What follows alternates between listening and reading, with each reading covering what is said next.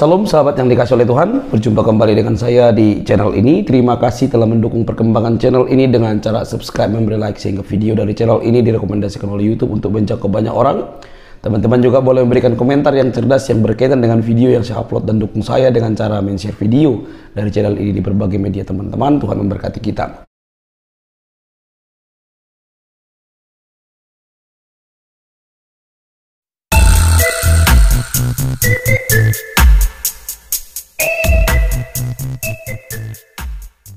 Banyak tentang Al-Quran, dan kita akan melihat ya, ini adalah klaim-klaim klasik lah ya, yang sering kali kita dengar dari mereka. Mereka mengatakan apa? Pertama itu mereka mengatakan bahwa Muhammad itu menerima wahyu dari malaikat Jibril katanya ya. Jibril pada tahun 610 ya. Kemudian mereka mengatakan bahwa ini dihafalkan dan disampaikan kepada para pengikutnya. Nah, apakah klaim ini punya dasar atau tidak? Itu nanti akan kita lihat bersama-sama. Ini klaim omong kosong atau memang klaim yang punya dasar ya.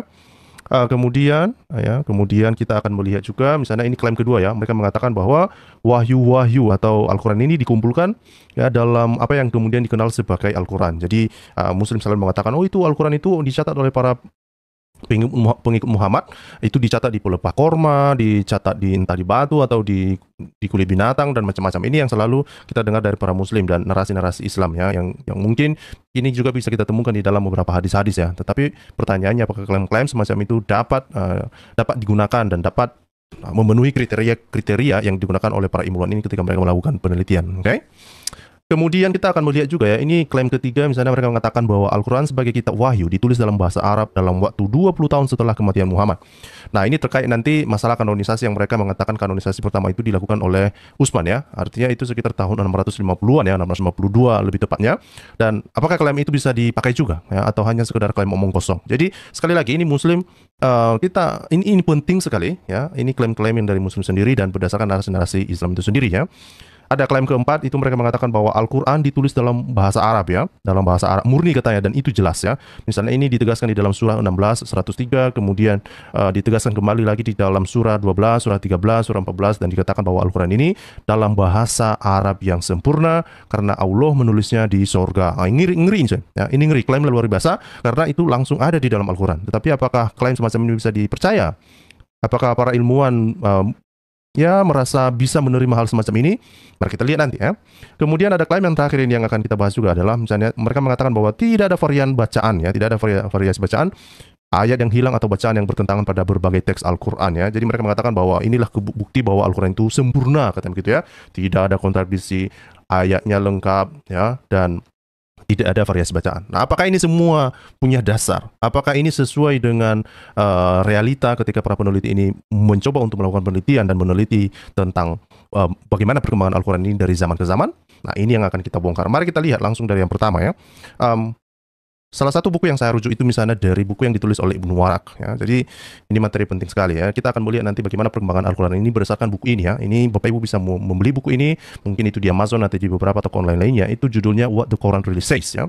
Nah, apa yang penting sebetulnya yang mau saya kutipkan dari dalam buku ini ya. Ini Ibnu Waraq menuliskan ya. Ini dia menuliskan bagaimana jika Al-Quran itu dia ilahi ya. Karena Muslim selalu mengklaim bahwa Al-Quran ini berasal dari wahyu dari ilahi. Tetapi pertanyaan kemudian, bagaimana jika klaim itu sebetulnya tidak terbukti? Bagaimana sebetulnya kalau Al-Quran itu justru bukan wahyu ilahi gitu ya? Kemudian pertanyaan kedua adalah pernyataan kedua adalah jika Al-Quran tidak langsung dari Tuhan, maka itu adalah dokumen manusia ya. Jadi itu sesederhana itu. Jadi kalau bukan wahyu ilahi, maka itu pasti hanyalah dokumen manusia semata. Dan karena ia mengklaim sumber ilahi yang sempurna, kepenulisan manusia akan melemahkan otoritasnya. Jadi ketika Muslim mengakui atau selalu mengklaim bahwa ini berasal dari Allah SWT, wahyu Allah SWT, Allah yang menuliskannya sudah ada di dalam tablet yang ada di surga, mereka mengatakan demikian. Tetapi ketika dilihat ini sepertinya ini adalah hasil tulisan manusia, dan ketika hal itu ditemukan, maka ini tentu meruntuhkan klaim Islam, meruntuhkan klaim Allah SWT, meruntuhkan Islam itu secara keseluruhan. Ya, dan tentu saja ini dipertanyakan iman apa yang dimiliki oleh para Muslim selama ini ketika mereka mengatakan bahwa Al-Quran ini wahyu dari Tuhan ya. Jadi ini penting sekali Muslim ya, penting sekali. Kemudian yang ketiga adalah Humphreys ya. Humphreys ini adalah seorang peneliti ya yang ada di dalam buku ini. Dia mengatakan begini ya. Jika Al-Quran adalah dokumen sejarah, maka seluruh perjuangan Islam selama 14 abad secara efektif tidak ada artinya. Artinya apa sebetulnya ya? Apa yang disampaikan oleh Humphrey ini dikatakan bahwa Al-Quran ini nggak bisa dipakai sebagai sumber sejarah. ya. Tetapi ini Al-Quran ini hanya sekedar bahan ya, atau sekedar tulisan atau sekedar kitab yang dimiliki oleh komunitas tertentu, dan itu sama sekali tidak bisa dijadikan sebagai rujukan sejarah. Ya, dan justru kalau itu digunakan sebagai rujukan sejarah, maka seluruh perjuangan Islam selama 14 abad ya secara efektif tidak ada artinya ya. Dan beberapa ilmuwan Muslim juga mengakui ya bahwa memang Al-Quran ini bukanlah sebuah kitab sejarah ya. Nah, kalau mengenai sejarah tidak bisa dirujuk ya, kalau Al-Quran ini tidak bisa dirujuk sebagai kitab sejarah, lalu kisah apa sebetulnya yang diceritakan dalam Al-Quran ya? Jangan-jangan itu buntulan dongeng ya, seperti yang dikatakan oleh Pak Dhani ya. Pak Dhani mengatakan bahwa mau kisah Zeus kah, mau dewa Zeus, mau kisah dongeng, Seven Sleeper, masuk di dalamnya apa saja di dalamnya, yang penting sudah masuk dalam Al-Quran, maka itu dianggap sebagai kebenaran. Nah, mungkin bagi Pak Dhani dan kroco-kroconya mengamini demikian, tetapi saya berpikir banyak orang di luar sana akan terus bertanya, ini benaran nggak sih ya Al-Quran ini dari Tuhan atau bukan gitu ya. Nah, selanjutnya apa? Nah, ini ada sebuah buku juga yang saya rujuk ini dari Robert Spencer ya. Judul bukunya itu Did Muhammad Exist ya, apakah Muhammad pernah ada ya. Dan dia menuliskan, saya mengquote beberapa kalimat yang dia tuliskan di dalam buku ini ya.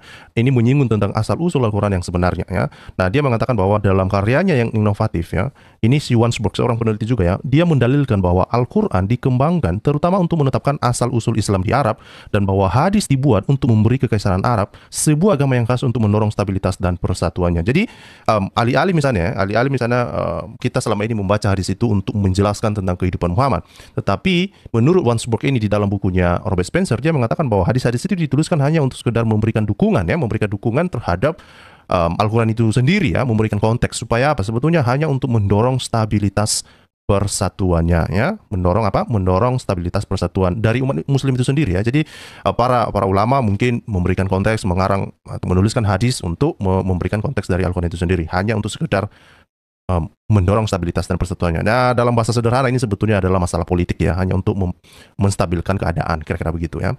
Nah, selanjutnya apa yang dikatakan dalam buku ini juga, dikatakan misalnya dalam halaman 60 ya, dikatakan begini. Jika Abdul Al-Malik membangun agama Islam untuk tujuan politik, nah itu yang saya bilang tadi ya, tentang bagaimana hadis itu terbentuk ya, dan ini kalau misalnya dihubungkan dengan tujuan politik, maka kebisuan sebelumnya dari semua penjuru tentang Muhammad, Islam dan Al-Quran dapat dijelaskan dengan sangat sederhana. Ya, tidak ada referensi untuk hal ini karena Muhammad, Islam dan Al-Quran belum ada atau masih ada dalam tahap awal. Nah, apa yang dimaksud oleh Robert Spencer di sini sebetulnya ya? Dia mengatakan bahwa kenapa para peneliti susah sekali mengecek atau mencari tahu tentang kebenaran tentang Muhammad, tentang Mekah, tentang Islam ya, di abad ke-7 ya, terutama ini adalah sebuah cara bagaimana para historian atau sejarawan itu atau para ilmuwan untuk mencari jejak seseorang itu, mencari historitas seseorang itu pada zamannya ya. Tetapi para peneliti kesulitan ya, mereka kesulitan untuk mencari tahu tentang keberadaan Muhammad ini di abad ke-7. Dan bukan hanya itu ya, bahkan misalnya Menachem Ali sendiri mengakui dalam sebuah videonya, saya mendengarkan dan menonton Menachem Ali, dia mengatakan bahwa ya Muslim kesulitan memang untuk membuktikan hal ini. Karena apa? Bukti internal di dalam Islam itu sendiri tidak ada. Ya, tidak ada yang menguatkan tentang keberadaan Muhammad di abad ke-7. Ya, dan sumber-sumber Islam yang justru ada itu justru baru ada nanti di ratusan tahun setelah Muhammad meninggal, atau kita bisa lihat nanti itu di tahun 835-an ke atas. Itu artinya di abad ke-9 ya, awal abad ke-9 dan seterusnya. Kita baru bisa menelusuri tentang keberadaan Muhammad, apa yang dilakukannya, dan kemudian ada beberapa hadis yang kita bisa temukan di dalam sirah ya, dan kemudian selanjutnya itu nanti berkembang dengan tafsir Al-Quran. Untuk apa? Untuk memberikan konteks ya.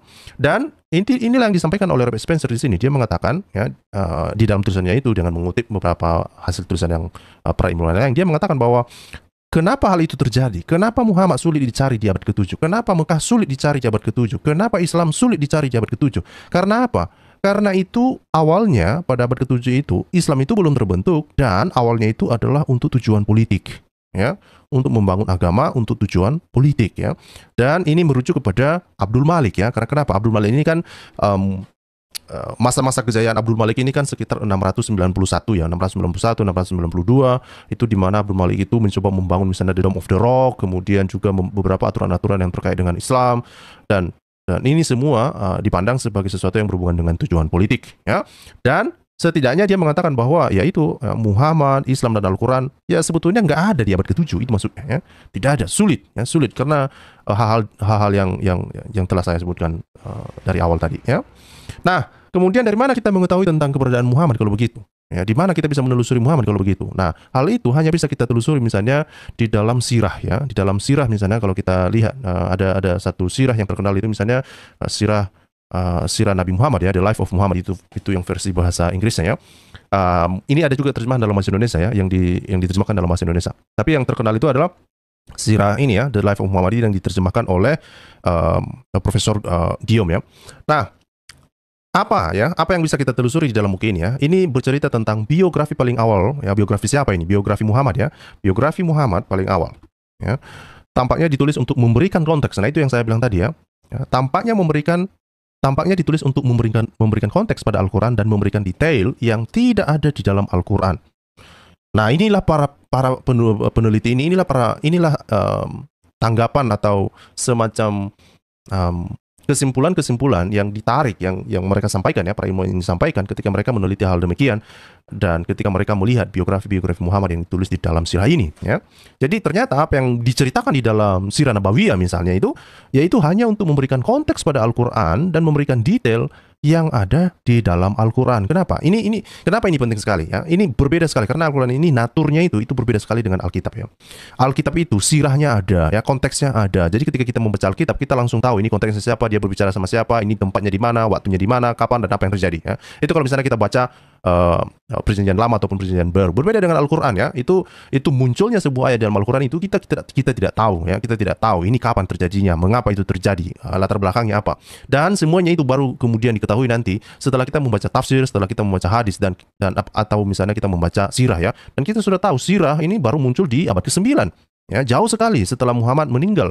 Ya, kemudian hadis-hadis juga baru berkembang pada abad ke-10 ya. Kemudian nanti tafsir-tafsir juga baru berkembang pada masa-masa yang setelah abad ke-8, abad ke-9 ya. Jadi semua inilah yang disimpulkan oleh para ilmuwan. Ini hanya untuk memberikan konteks ya. Ya, hanya untuk ditulis untuk memberikan konteks pada Al-Qur'an dan memberikan detail yang tidak ada di dalam Al-Qur'an. Oke? Nah, sekali lagi kalau materi ini terlalu padat atau terlalu cepat, silakan nanti pause ya ataupun dibaca ulang ya atau didengarkan ulang apa yang saya sampaikan.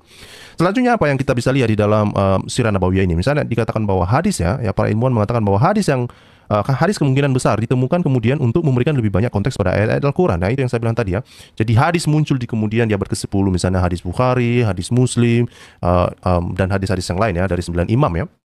Itu muncul kemudian untuk apa? Untuk memberikan lebih banyak konteks pada ayat-ayat Al-Qur'an. Coba bayangkan ya, bagaimana kamu bisa menjelaskan sebuah ayat Al-Qur'an yang turun pada abad ke-7 sementara saksinya nggak ada. Dari mana kamu bisa mengarang-arangnya? Hanya dengan berdasarkan katanya-katanya. Nah, inilah masalah yang dihadapi oleh Islam yang sampai saat ini menjadi bumerang dan Muslim tidak tahu bagaimana menjawabnya. Ya. Nah, selanjutnya apa? Ya, namun dokumen-dokumen ini perhatikan ini baik-baik. Ini penting nih. Namun dokumen-dokumen ini,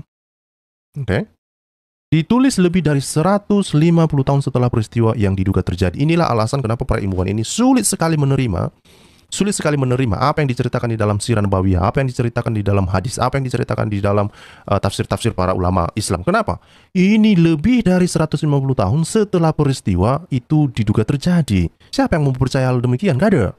Ya, nggak ada. Ya. Nah, selanjutnya apa ya? Mari kita lihat. Nah, mari kita lihat ya satu persatu klaim-klaim bombastis Muslim ini ya. Apa klaim mereka? Ya, klaim mereka yang pertama itu seperti yang sudah kita sampaikan di awal itu. Pertama, mereka menganggap bahwa Muhammad mulai menerima wahyu dari malaikat Jibril pada tahun 610.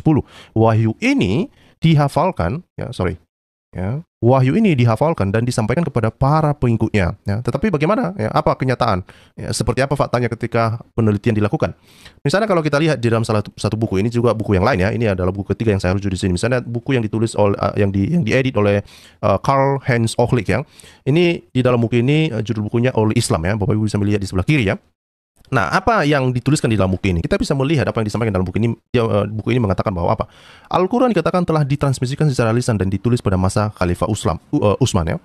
Nah, kemudian apa dikatakan? Varian terutama qiraat, bacaan yang berbeda, menceritakan kisah yang berbeda. Ternyata, alih-alih mengatakan bahwa itu wahyu ini dituliskan, tidak ada perbedaan, ternyata ada varian ya. Dan varian-varian ini memberikan cerita lain. Apakah benar Al-Quran ini adalah wahyu yang diterima dari Allah, wahyu yang diterima oleh Muhammad dari Allah, Dan justru hasil penelitian mengatakan sepertinya bukan. Ya.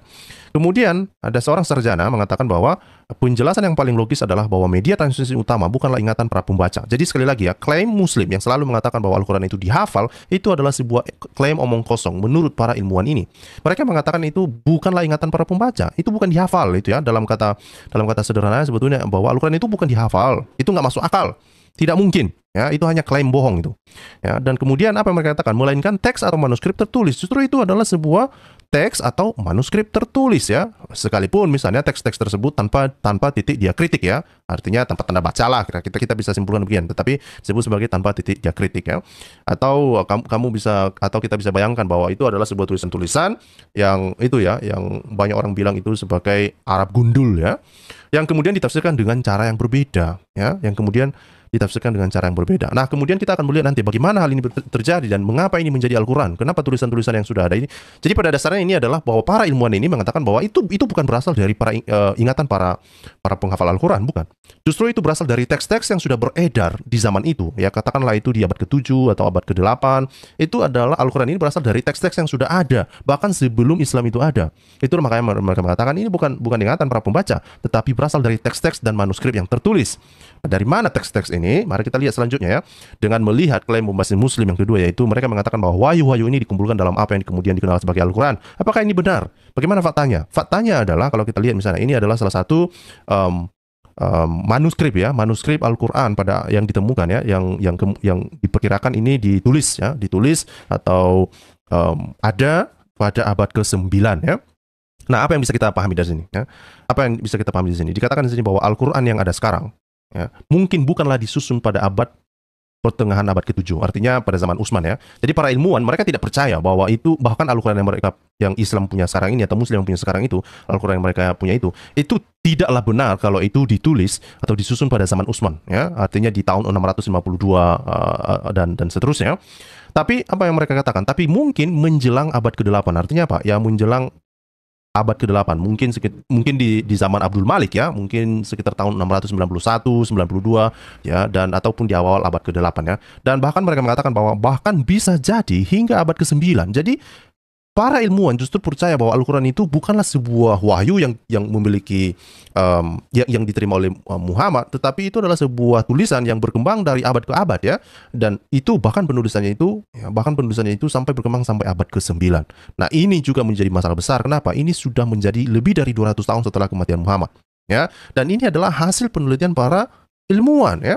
Ya, jadi bayangkan ini ya. Jadi Al-Quran ini kalau kita bisa ambil summary dari apa yang disampaikan oleh para peneliti dari apa yang saya paparkan tadi itu artinya apa? Bahwa Al-Quran itu bukanlah dari ingatan para penghafal Al-Quran, tetapi dari teks-teks yang ada. Dan kemudian penulisannya, penyusunannya itu tidaklah berlangsung pada abad ke-7 atau pertengahan abad ke-7, tetapi mungkin itu justru perkembangannya itu mulai disusun, mulai ditulis itu menjelang abad ke-8 dan bahkan hingga abad ke-9. Ya, tentu saja ini sangat jauh sekali dari klaim Islam yang selalu mengatakan bahwa Muhammad ada di abad ke-7, terutama mulai dari 610 sampai 622 ya. Itu adalah masa di mana Muhammad menerima wahyu dari Al-Quran itu. Mari kita lihat klaim yang selanjutnya ya. Ini adalah klaim membahas Muslim yang selanjutnya. Apa yang mereka katakan di dalam klaimnya mereka ini ya? Mereka mengatakan apa?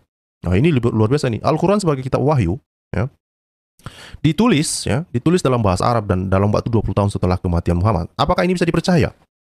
Apakah ini bisa dipercaya, dan apakah para ilmuwan ini menganggap bahwa ini sesuatu klaim yang dapat dipegang, bisa dipertahankan? No ya, no. Justru kalau misalnya kita lihat apa yang diungkapkan oleh para ilmuwan, misalnya salah satu ilmuwan yang mencoba untuk meneliti klaim-klaim semacam itu ya. Misalnya ini adalah dari Christoph Lusenberg ya.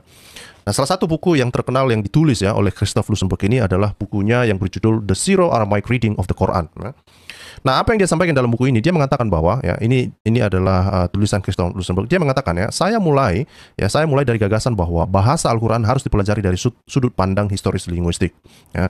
Jadi Christoph Lusenberg ini tidak percaya serta-merta klaim Islam ya, tetapi dia mencoba untuk memahami Al-Quran ini dari sudut pandang historis linguistik ya. Nah, kemudian apa? Dia mengatakan selanjutnya apa? Ketika Al-Quran disusun, bahasa Arab belum ada sebagai bahasa tulisan. Nah, perhatikan ini. Ya, belum ada ya, belum ada sebagai bahasa tulisan. Nah, dan dengan demikian tampak jelas bagi saya bahwa penting untuk mempertimbangkan terutama bahasa Aram yang pada saat itu antara abad keempat dan abad ketujuh bukan hanya bahasa komunikasi tertulis tetapi juga lingua franca di daerah itu, yaitu di Asia Barat. Jadi apa yang dia maksud di sini ya? Dia bilang bahwa sebetulnya ya tentang pesan-pesan yang ada di dalam Al-Qur'an itu memang sebelumnya itu bukan dalam bahasa tulisan, terutama mulai dari abad keempat sampai abad ketujuh. Oke, tetapi itu sudah menjadi sebuah kisah yang sudah berkembang di area sana ya, atau di area Asia Barat itu ya, dan telah menjadi bahasa yang digunakan telah menjadi bahasa lingua franca. Lingua franca ini artinya bahasa internasional ya. Nah, dan Al-Quran ini belum disusun ya. Al-Quran ini belum disusun, belum dituliskan. Nah, ini jadi sepaham ya, artinya satu narasi dengan apa yang disampaikan oleh para peneliti yang lain, mengatakan bahwa itu nanti Al-Quran itu baru disusun di awal abad ke-8 hingga abad ke-9 ya. Jadi ini menarik sekali. Ini kalau kita hubungkan semua puzzle-nya ini semua ya, kita hubungkan semua puzzle-nya ini, kita bisa mengetahui bagaimana perkembangan dari Al-Quran itu ya. Tidak seperti klaim-klaim Muslim yang selama ini yang selalu mereka bangga-banggakan kepada kita ya. Dari mana ya, dan kenapa Christian Lusenberg mengatakan demikian ya? Ya, salah satu alasannya adalah misalnya kalau kita lihat di sini ya. Ini adalah abjad ala Arab ya. Di sebelah kanan itu adalah abjad Arab ya. Dan dia mengatakan apa? Abjad Arab lengkap ya, di mana Al-Quran ditulis tidak ada sampai abad ke-7 ya. Belum ada ya Al-Quran yang ditulis ya, yang ditulis dengan menggunakan huruf Arab, dan ternyata Arab lengkap itu tidak ada sampai abad ke-7. Nah, ini makanya saya bilang ya, hasil-hasil penelitian semacam ini sangat penting, dan saya berharap Muslim bisa mencoba untuk memahami ini dengan cara seksama ya. Kenapa? Karena ternyata ini yang terjadi ya, tidak seperti yang kalian bayangkan. Oke? Nah, tetapi apa dikatakan ya? 6 dekade setelah Muhammad meninggal, artinya apa ya? Di masa Muhammad ini semua nggak ada. Ya, abjad-abjad Arab ini nggak ada. Oke? Maka itulah kenapa banyak Muslim, banyak para ilmuwan mengatakan ini nggak mungkin. Al-Quran itu nggak mungkin disusun pada abad ke-7. Nggak mungkin. Karena apa? Abjadnya aja nggak ada. Ya, abjadnya nggak ada. Oke? Nah, selanjutnya apa? Ya, ini misalnya kalau kita lihat ya, apa yang dikatakan ya, dia juga mencoba untuk mengangkat isu bahwa bentuk paling awal dari Al-Quran mungkin berasal dari liturgi Kristen. Nah, ini yang juga pernah saya beberapa waktu yang lalu pernah saya sampaikan ya. Ini sepertinya ya Al-Quran ini berasal dari liturgi Kristen yang sudah berkembang pada masa itu ya, di daerah Asia Barat tadi itu ya.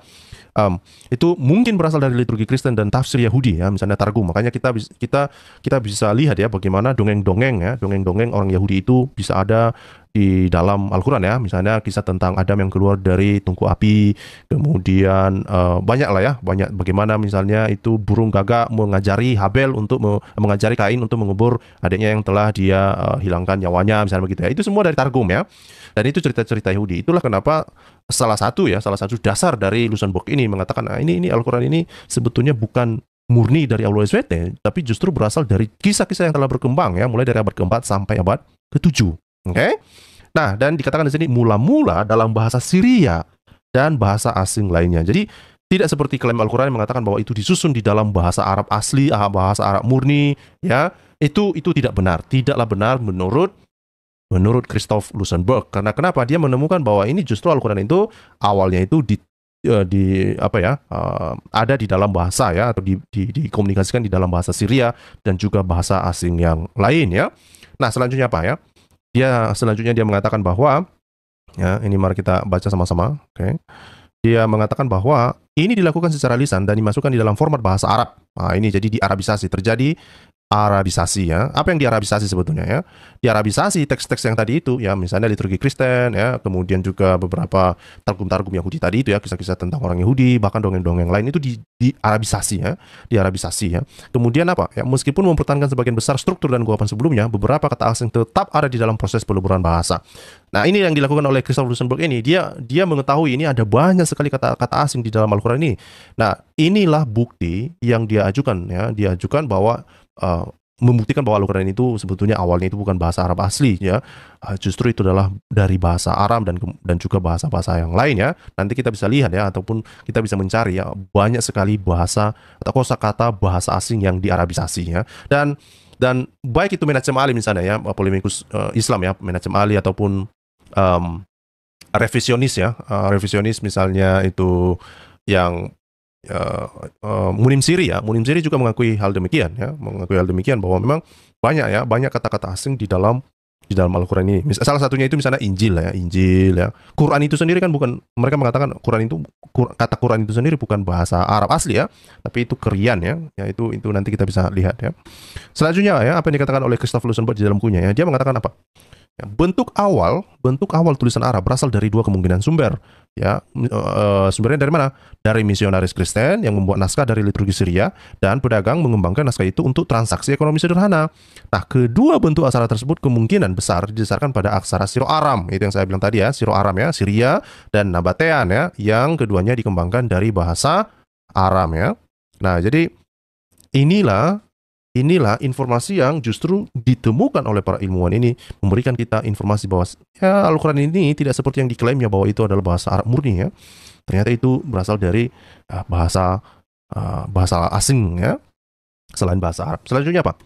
Ya, ini adalah salah satu juga seorang peneliti Islam ya, dan yang secara khusus meneliti tentang Al-Quran, namanya itu Gunter Luling ya.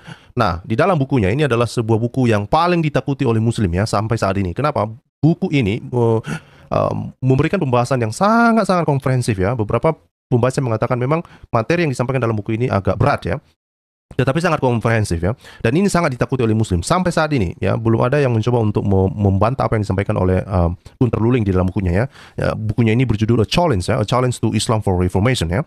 Nah, apa yang dikatakannya di dalam ini ya? Ini Robert Spencer di dalam halaman 13 dia mengutip Gunter Luling mengatakan apa?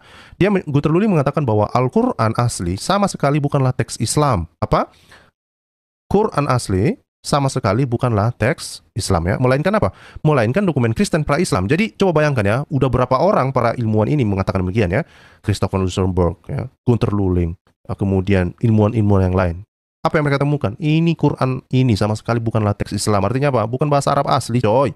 Bukan ya, melainkan dokumen Kristen pra-Islam. Jadi itu seperti yang disampaikan oleh Christopher Lusenberg itu tadi ya. Ini justru adalah sebuah narasi yang sudah berkembang mulai dari abad ke-4 sampai abad ke-7, dan itu kebanyakan dimiliki oleh orang Kristen dan orang Yahudi ya.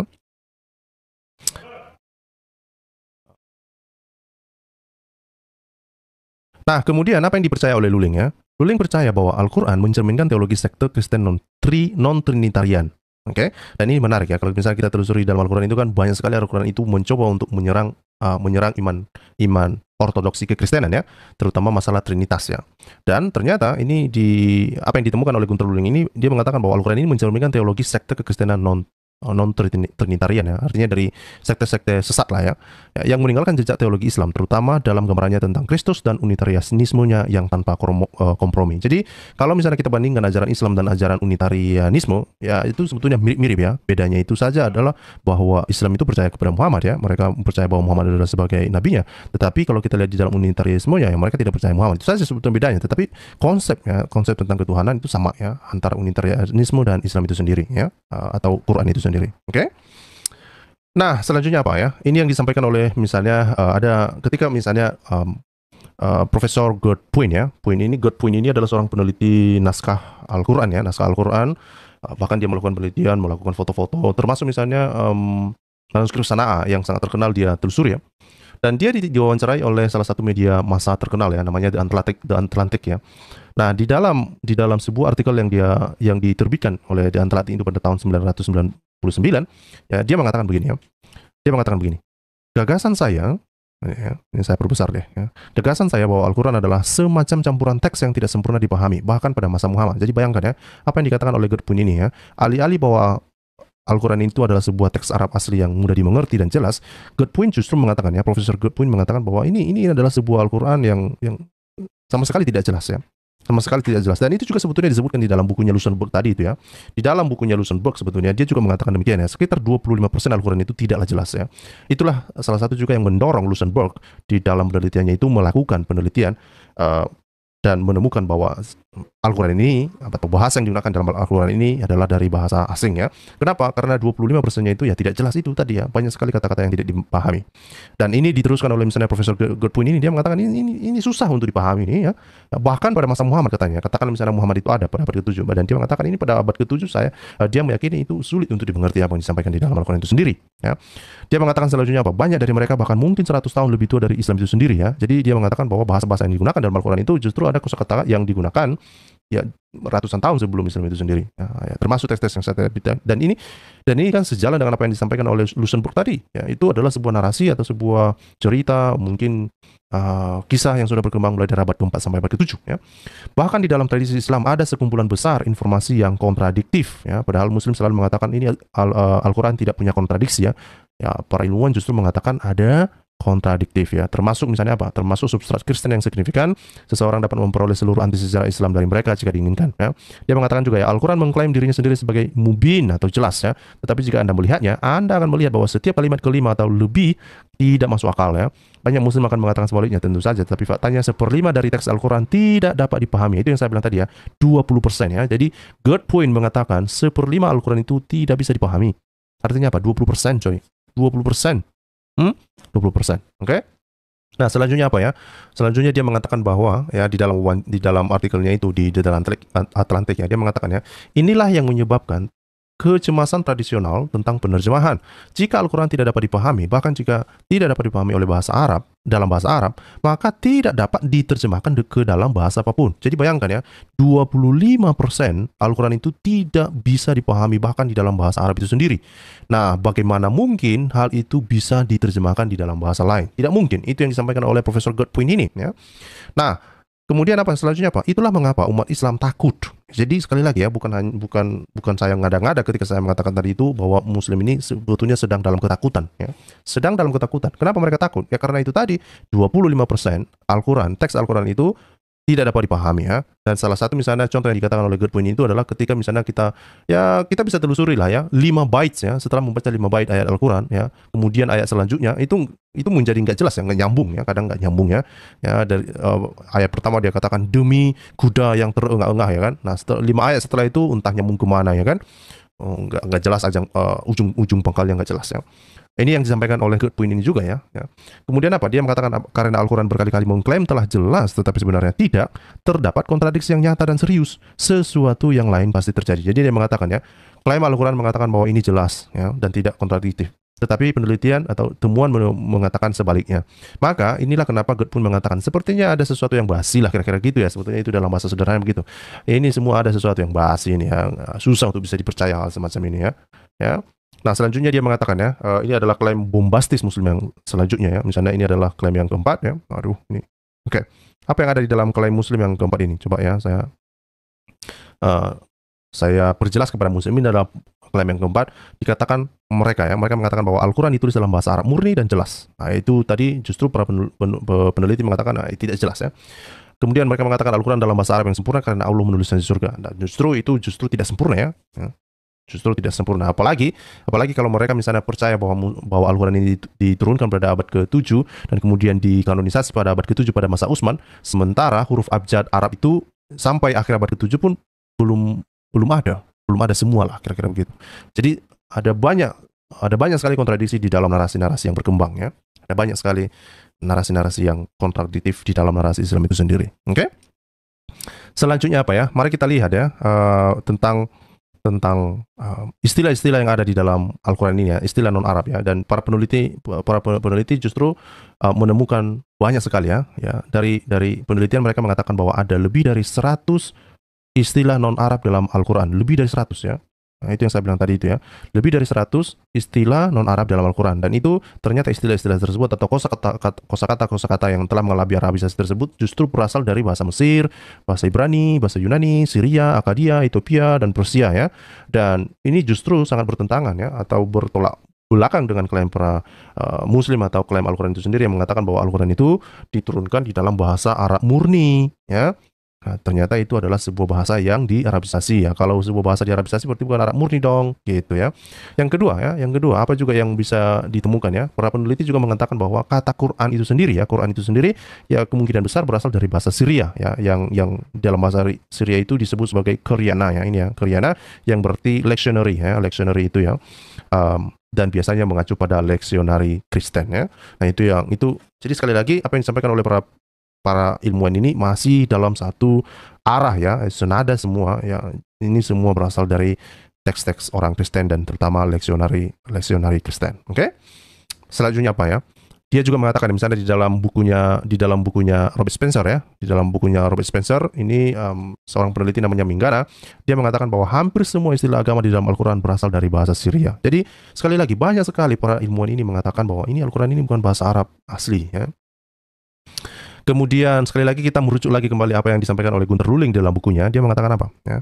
Dia mengatakan apa ya? Robert Spencer mengutipnya. Ya, dia mengatakan Luling mengatakan bahwa sekitar sepertiga teks Al-Quran didasarkan pada teks Kristen pra-Islam. Wow. Nah, ini saya kurang tahu apakah Muslim menyadari hal ini, tetapi Muslim selalu menyerang iman kekristenan. Ya. Tapi para peneliti justru menemukan bahwa ini, ya apa yang ada di dalam Al-Quran itu, tulisan-tulisan dalam Al-Quran itu adalah sepertiga Al-Quran didasarkan pada teks Kristen pra-Islam. Ya, yang mencuri siapa? Ya kan? Ya, padahal apa yang sekarang sedang digaung-gaungkan oleh para Muslim, aduh, itu kata Allah, itu kalian, kenapa Alkitab menggunakan kata Allah yang ada di dalam Al-Quran? Itu kata Allah itu milik Islam. Peyek mula, ya kan? Lu makan peyek dulu lah, ya kan? Biar agak lancar lah otak kan gitu. Ya, justru para peneliti mengatakan bahwa sepertiga teks Al-Quran itu berasal dari teks Kristen pra-Islam. Jangan kau bolak-balik. Jangan Muslim sok-sokan. Ini hasil penelitian. Oke? Nah, selanjutnya apa ya? Saya mau cepat saja ya. Silakan nanti Muslim mencoba membantahnya. Coba saja membantah dari apa yang disampaikan oleh para ilmuwan ini ya. Gerd Poin juga mengatakan ya, dia mengatakan 20% dari Al-Quran tidak dapat dipahami bahkan oleh para ahli bahasa Arab. Ngeri nih coy. Ya, ngeri nih. 20%. Bayangkan. Ini adalah sebuah angka yang sangat luar biasa ya. 20% dari Al-Quran itu yang seperlima Al-Quran itu tidak dapat dipahami bahkan di dalam bahasa Arab sendiri. Ngeri nih. Ya, ngeri nih. Ya, kemudian apa yang dikatakan oleh Luxemburg? Luxemburg juga mengatakan bahwa ini bukan Gerd Poin ya, tapi Luxemburg. Luxemburg mengatakan menunjukkan bahwa Al-Quran itu jauh lebih masuk akal ketika diterjemahkan kembali ke dalam bahasa Syria ya. Jadi Luxemburg sangat yakin bahwa Al-Quran itu awalnya itu ditulis dalam bahasa Syria ya, dan kemudian ketika dia membaca Al-Quran itu dikembalikan ya, dikembalikan ke bahasa aslinya, ke bahasa Syria, maka hampir semua kata-kata yang tidak jelas di dalam Al-Quran itu bisa dijelaskan di dalam bahasa Syria. Itu hasil penelitian dia. Itu menarik ya. Nah, kalau misalnya kita lihat juga ya, ini misalnya hasil penelitian Gerd Poin ya, saya mencoba untuk mengutip saja ya beberapa hasil, mencoba untuk menunjukkan bagaimana mencoba untuk mengekspos ketidakjelasan Al-Quran ya. Ini adalah hasil penelitian dari Gerd Poin misalnya ya. Bapak Ibu bisa membeli bukunya, namanya bukunya itu adalah The Hidden Origin of Islam ya. Nah, ini di sebelah kiri ini. Yang Bapak Ibu bisa membelinya, Muslim bisa membeli bukunya, itu tersedia di toko-toko online ya. Di dalam halaman 335 di sini, ini ada salah satu tulisan dari Gerd Poin ini. Dia mencoba untuk mencari tahu sebetulnya kata laika kemudian atau al-laik ya, itu di dalam Al-Quran yang dikutip dalam atau yang disebutkan dalam Al-Quran itu sebetulnya dari mana ya. Nah, itu sebetulnya saya hanya menunjukkan ini adalah bahwa ini kata tersebut itu telah menjadi perdebatan, telah menjadi bahan topik para ilmuwan untuk mencari tahu ini berasal dari mana, kata ini berasal dari mana ya. Ini ada yang mengatakan itu kata aslinya itu adalah leukome ya, dan ada yang mengatakan itu kata yang lain ya. Dan saya hanya menunjukkan salah satu contohnya saja bahwa memang ada kata-kata di dalam Al-Quran itu bahkan di dalam bahasa Arab sendiri tidak dapat dipahami. Ngeri. Oke? Nah, kemudian ya sekali lagi ini juga si Luxemburg pernah diwawancarai oleh media massa ya, dan dia ditanya ya, kalau begitu apakah Al-Quran tidak lain adalah versi Arab dari Alkitab Kristen ya. Jadi ada yang mewawancarai dia ya. Christian Luxemburg mengatakan ya pada asalnya Al-Quran adalah buku liturgi Siro-Aram ya. Jadi ini dengan tegas si Christoph Luxemburg ini mengatakan dari hasil penelitian, dia mengatakan ya Al-Quran ini adalah buku dari liturgi Siro-Aram ya, dengan himne dan kutipan dari kitab suci yang mungkin telah digunakan dalam layanan suci Kristen. Ya, makanya kita tidak heran ya, di dalam Al-Quran itu kan kita bisa melihat ada kata-kata atau kalimat-kalimat pengulangan ya. Misalnya, nikmat apa lagi yang kau dustakan, nikmat apa lagi yang kau dustakan.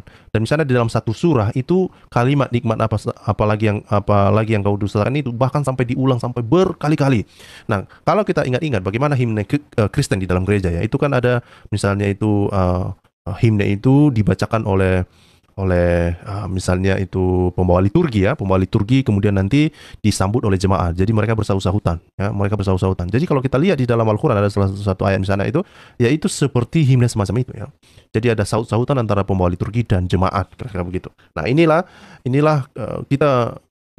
kita bisa lihat ya bagaimana Al-Quran ini berkembang ya, dan para peneliti menemukan hal yang demikian ya.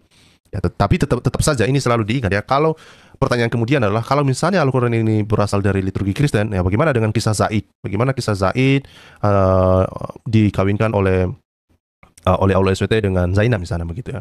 Nah, Christoph Lusenberg memberikan contoh ini ya. Dia mengatakan bahwa itu sebetulnya kisah itu bukan kisah tentang Zaid di situ ya. Tidak ada kalau dikembalikan ke dalam bahasa Syro-Aram atau dalam bahasa Syria, dia mengatakan justru itu tidak berbicara tentang Zaid di situ, nggak ada sama sekali. Nah, inilah yang terjadi ketika Al-Quran itu atau himne-himne atau liturgi-liturgi Kristen itu diarabisasi, maka memiliki arti yang berbeda ya. Jadi kacau semua ya. Jadi diartikan berbeda semua. Jadi kacau ya. Atau penjelasan kedua dari yang ditawarkan oleh para ilmuwan, mereka mengatakan bahwa itu ada banyak sekali ayat Al-Quran itu yang diinterpolasi kemudian ya. Diinterpolasi kemudian itu maksudnya dari teks-teks yang berasal dari liturgi-liturgi Kristen itu lalu dikembangkan kemudian untuk menyesuaikan kebutuhan para ulama Islam pada masa-masa abad ke-8 gitu ya. Itu kalau misalnya kita hubungkan puzzle-nya begitu ya. Nah, wawancara yang dilakukan kepada Christoph Lusenberg ini juga memberikan informasi yang lain ya. Misalnya ketika dia ditanya apa hubungan antara bahasa budaya ini dan asal muasal Al-Quran ya. Lalu dia mengatakan ya, mulai abad ketiga, orang-orang Kristen Suriah tidak membatasi diri untuk membawa misi evangelis mereka ke negara-negara terdekat seperti Armenia dan Persia. Mereka terus maju ke wilayah-wilayah yang jauh sampai ke perbatasan Cina dan pantai barat India, selain seluruh semenanjung Arab sampai ke Yaman dan Ethiopia. Oleh karena itu, ini sangat mungkin bahwa mewartakan risalah Kristen kepada orang-orang Arab, mereka akan menggunakan antara lain bahasa Badui atau bahasa Arab ya. Jadi ini adalah bagaimana Christoph Lusenberg itu memberikan penjelasan kenapa kok bisa ya liturgi Kristen ini kok diarabisasi dan menjadi Al-Quran ya. Nah, kemudian ya, dia menambahkan bahwa untuk menyebarkan Injil mereka terus menggunakan campuran bahasa ya. Ya tentu saja lah ya. Orang Kristen kan bukan sebuah agama yang hanya manut pada satu bahasa ya.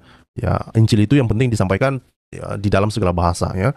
Ya tentu para evangelis, para misionaris ya belajar tentang bahasa yang berkembang pada saat itu ya untuk tujuan apa? Tujuan penginjilan ya. Tetapi orang-orang para ulama ini, orang-orang Islam ini mencoba mengambil liturgi itu lalu kemudian mereka adopsi, mereka arabisasi dan kemudian mengembangkan arti yang jauh dari tujuan awal, jauh dari pengertian awalnya ya.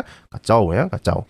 Nah, kemudian apa? Tetapi di era di mana bahasa Arab hanyalah kumpulan dialek dan tidak memiliki bentuk tertulis, para misionaris tidak punya pilihan selain menggunakan bahasa sastra dan budaya mereka sendiri, yaitu ke Syro-Aram. Jadi awalnya itu ya karena tidak ada tulisan bahasa Arab. Dia ingat tadi ya bahwa Arab ya abjad Arab itu baru muncul di akhir abad ke-7 ya.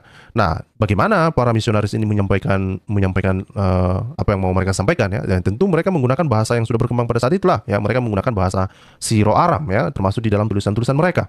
Yang sebetulnya kalau dibandingkan antara bahasa Syro-Aram ini dengan bahasa Arab itu ada kemiripan-kemiripan ya.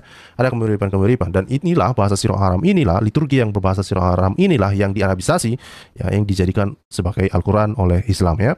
Nah, hasilnya adalah bahasa Al-Quran lahir sebagai bahasa Arab tertulis, tetapi salah satu turunan Arab Aram ya. Jadi ini adalah sebuah arabisasi bahasa Syro-Aram ya. Nah, ini juga yang disampaikan oleh Robert Spencer di dalam bukunya ya. Coba kita baca ya. Dia mengatakan apa? Dia mengatakan apa di sini ya? Mungkin bahwa Al-Quran pada awalnya tidak ditulis dalam bahasa Arab ya. Sama sekali tidak ya. Akhirnya diterjemahkan ke dalam bahasa Arab ketika agama baru sedang dikembangkan ya. Kemudian dia mengatakan Al-Quran sendiri menunjukkan bukti bahwa adaptasi dari teks Kristen ya. Jadi sekali lagi ya, ada berapa para ilmuwan yang telah saya kutip di sini, yang telah saya tampilkan di sini. Mereka sepakat ya, ini semua berasal dari liturgi Kristen ya, bahwa Al-Quran itu berasal dari liturgi Kristen. Itulah asal mula Al-Quran itu sendiri ya. Jadi tidak seperti klaim Muslim yang selalu mengatakan, oh ini wahyu dari Allah SWT, ya udah ditulis dalam bahasa Arab asli, yang ada ditulis di surga, begini bukan, nggak ada itu, ya nggak ada. Ya. Hasil penelitian ya, sejarawan membuktikan sebaliknya. Oke? Selanjutnya apa ya? Misalnya dari hasil penelitian dari Lusenberg itu ya, itu banyak muslim percaya ya, dan dalam terjemahan Al-Quran misalnya tentang hur yang ada di dalam Al-Quran itu ya. Nah, ternyata ketika itu dikembalikan ke dalam bahasa aslinya, bahasa Syro-Aram, itu hur itu bukan bidadari, bukan perawan ya, tetapi itu adalah anggur putih ya. Nah, itu seperti yang ada di gambar sebelah kanan itu adalah sebuah anggur. Jadi kepada muslim yang berharap dia dapat bidadari ya, 70 bidadari nanti di jannah ya, ternyata bukan bidadari ya.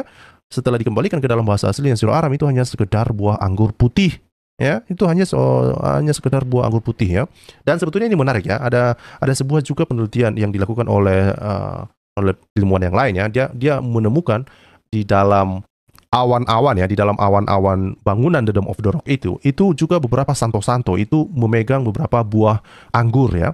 Jadi bayangkan ya, The Dome of the Rock itu kan dipercaya dibangun pada tahun 691, 92 begitu ya. Dan itu ada semacam lukisan dari santo-santo itu yang memegang buah-buah anggur di sana ya. Ya misalnya inilah yang kemungkinan. Inilah kenapa ini sangat masuk akal ketika misalnya Luxembourg ini mengatakan bahwa yang disampaikan di dalam Al-Quran itu tentang hur itu bukanlah hur bidadari, tapi buah anggur. Karena buah anggur ini dipakai sebagai lambang di dalam misalnya buah yang dinikmati di dalam surga yang berkembang pada masa abad-abad mulai dari abad ke-4 sampai abad ke-7. Jadi kacau semua ya, ketika di Arabisasi semua bahasa Asyur Aram ini jadi kacau ya. Jadi kacau mereka duga atau mereka pikir ya, Muslim berpikir bahwa itu bukan buah anggur tapi bidadari katanya ya. Sampai-sampai ada yang meledakkan diri kan, yang meledakkan diri hanya untuk mendapatkan buah anggur. Wah, ini kan buah anggur kamu bisa beli di minimarket lah. Ya, nggak mesti harus ke sana kalau mau beli buah anggur ya, ke minimarket. Ya, di Alfamart juga ada itu saya yakin, atau di 7-Eleven ada itu ya. Beli aja di sana. Ngapain nunggu dulu meledakkan diri kan gitu ya.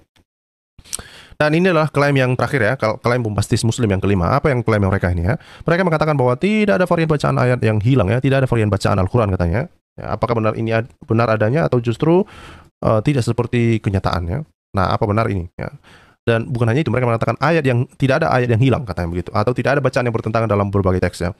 Dan justru ini, misalnya kalau kita dengarkan pernyataan dari Munim Siri, seorang revisionis ya, Muslim itu sendiri, dia mengakui bahwa sebetulnya ada bukan dua ayat ya, ada dua surah di dalam Al-Quran itu hilang ya. Sampai sekarang itu banyak para ilmuwan Muslim mencoba untuk merekonstruksi surah yang hilang itu dari Al-Quran. Dua surah, bukan hanya ayat ya.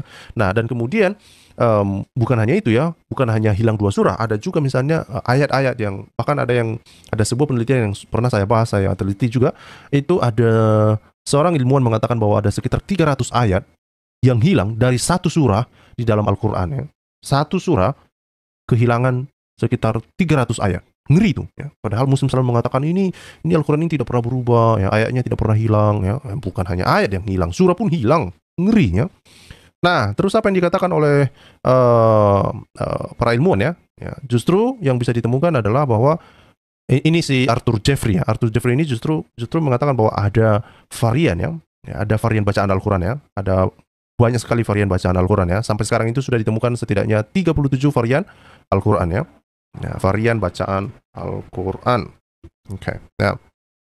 Ya, si Arthur Jeffrey ini juga ya bahkan menulis sebuah buku, dia memberikan 9 halaman tentang varian bacaan Al-Quran. Dan kemudian Al-Quran Yaman mengungkapkan bahwa klaim Muslim atas teks yang seragam tidak dapat lagi dipertahankan. Artinya apa? Ya, ketika mereka mengatakan bahwa ini Al-Quran itu cuma satu, mulai dari ujung saat dari barat ke timur itu ya, di dalam negara Muslim ya, negara di mana-mana Muslim selalu menggunakan satu Al-Quran dan tidak ada perbedaan di dalamnya. Itu sebuah hal yang tidak dapat lagi dipertahankan ya, sebuah argumen yang tidak bisa lagi dipertahankan. Oke? Ini adalah perkembangan terakhir dan saya juga mengikuti kelas dari Profesor dan Brubaker ini ya. Saya mendengarkan kelasnya dan dia mengatakan ya, ada satu bukunya yang dia tulis beberapa waktu yang lalu ini, sebetulnya dia hanya memberikan 25 contoh ya. 20 contoh dari varian-varian Al-Quran ini ya. Dia mengatakan bahwa sebetulnya ada banyak varian tekstual di dalam Al-Quran, ada ribuan katanya, ada ribuan ya. Dan di dalam bukunya yang sudah dicetak ya dan sudah terjual laris pula ya, itu mengundang reaksi Muslim, termasuk misalnya Artikulas ya, seorang ilmuwan Islam di Mesir kalau nggak salah ya. Dia mencoba untuk merespon bukunya Profesor dan Daniel Brubaker ini ya. Dan sebetulnya itu tidak menyentuh esensi apa yang disampaikan oleh Profesor dan Daniel Brubaker ini ya. Dan inilah ketakutan yang dialami sekarang. Muslim sekarang sedang ketakutan untuk menghadapi hal semacam ini. Kenapa? Karena klaim-klaim mereka itu ya. Dan bukan hanya itu, klaim itu sendiri sebetulnya dinyatakan di dalam Al-Quran. Jadi kenapa Muslim takut sekali? Karena tidak mungkin Al-Quran diubah dong ya. Karena klaim yang demikian itu dibuat oleh Al-Quran itu sendiri. Nah, kalau klaim itu bisa terbantahkan, itu artinya Al-Quran itu bukan wahyu Allah, bukan dari Tuhan. Tidak mungkin Allah SWT. Kalau Muslim percaya bahwa Allah SWT adalah Tuhan, maka tidak mungkinlah Tuhan salah kan gitu. Nah, masalahnya klaim-klaim semacam itu dibuat oleh Allah SWT di dalam Al-Quran. Nah, kalau klaim itu salah, maka Muslim tidak ada jalan lain untuk bisa merubah atau mengganti klaim demikian ya. Tidak mungkin mereka mengubah apa yang disampaikan oleh Allah SWT, tidak mungkin. Inilah ketakutan mereka. sampai saat ini. Dan kenapa banyak sekali Muslim itu yang melakukan kekerasan ketika mereka dikritisi, ya, terutama misalnya masalah teks criticism semacam ini, ya, varian-varian Al-Quran yang bisa kita temukan di berbagai kesempatan, ya. Nah, apalagi yang bisa kita temukan di dalam bukunya bukunya Profesor Daniel Brubaker ini, ya, dia mengatakan bahwa ada berbagai koreksi-koreksi yang dilakukan di dalam Al-Quran yang lebih awal, ya, atau yang Al-Quran versi lebih kuno, ya. Dia mengatakan bahwa telah lama ditegaskan secara populer bahwa berbeda dengan perjanjian baru, misalnya tradisi manuskrip Al-Quran murni dan sempurna, ya. Jadi ini adalah klaim para Muslim, ya, tradisi manuskrip Al-Quran murni dan sempurna tanpa pernah ada tanda yang tidak pada tempatnya, apalagi variasi yang melibatkan seluruh kata atau frasa. Studi menarik dari Brubaker menunjukkan bahwa hal ini tidak benar.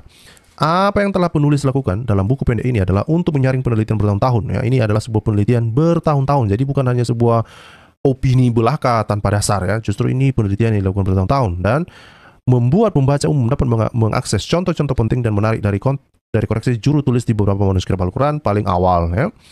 Nah, buku tentang koreksi dalam salinan Al-Quran tulisan tangan ini menawarkan koreksinya sendiri atas pandangan yang tersebar luas tetapi salah tentang Al-Quran. Dan ini yang disampaikan oleh Dan Brubaker. Itu dia hanya menyampaikan contoh, 20 contoh aja, dan Muslim sudah sangat ketakutan luar biasa di seluruh dunia, ngeri, ya.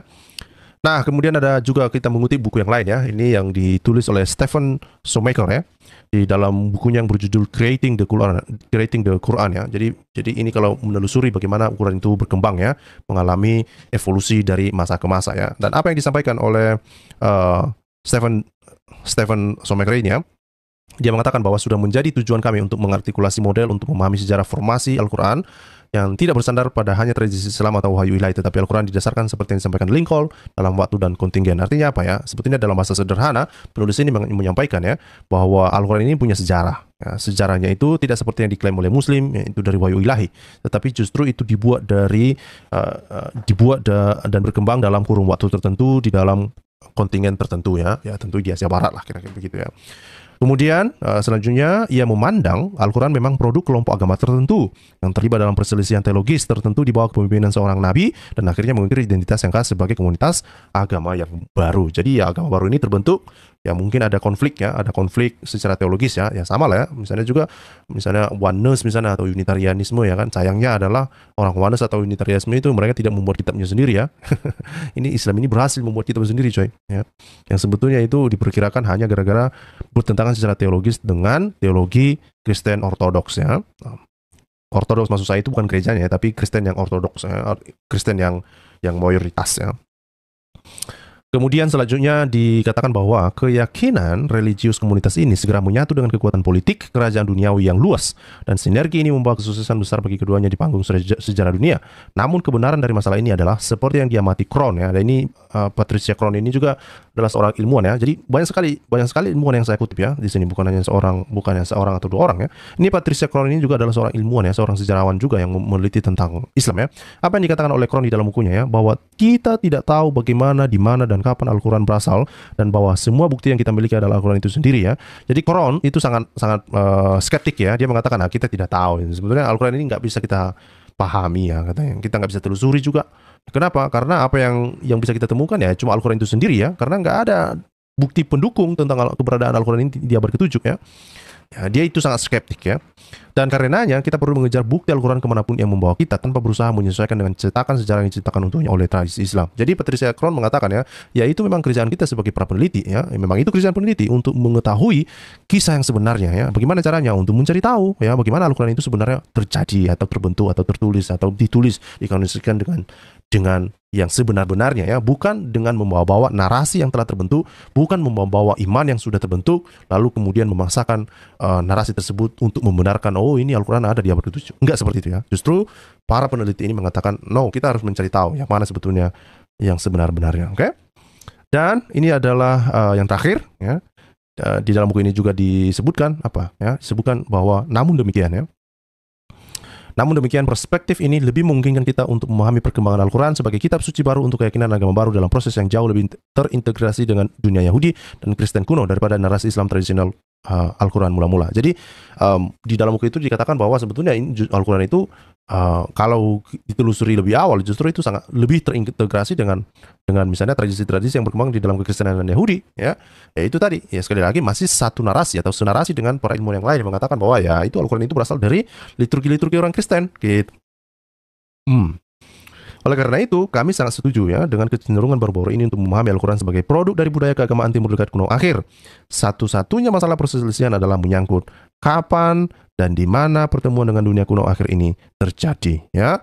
Jadi ini adalah sebuah perdebatan yang panjang, belum ada penyelesaiannya, belum bisa ditemukan sebetulnya bagaimana secara pasti Al-Quran itu bisa terbentuk ya, kapan dan bagaimana. Itu secara pasti memang sulit untuk bisa dipahami atau diterima, dan para ilmuwan ini justru menemukan hal berbeda, sangat bertentangan dengan klaim-klaim Islam itu sendiri. Tidak seperti klaim para Islam yang selalu mengagung-agungkan tentang kelestarian Al-Quran, Al-Quran yang tidak pernah berubah, Al-Quran yang cuma satu seluruh. Itu semua klaim bombastis yang sangat bertolak belakang dengan hasil penelitian para ilmuwan. Oke? Ya. Saya pikir sampai di situ yang mau saya sampaikan kali ini. Saya berharap sekali lagi jika materi ini terlalu padat,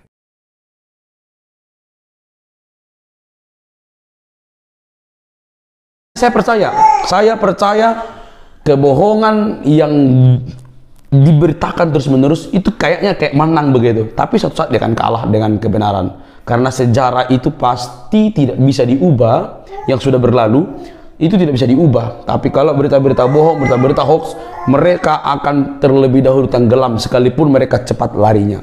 Nah teman-teman, semoga kita dicerdaskan. Kamu sebagai umat muslim, sebagai ustadz, ceramahkanlah tentang Quran dan hadis, dan kami orang Kristen akan mengajarkan tentang iman kami kepada orang lain. Sampai di sini video saya teman-teman. Jangan lupa untuk mendukung saya dengan cara subscribe, like, komen, dan share. Sampai ketemu di video selanjutnya. Bye-bye.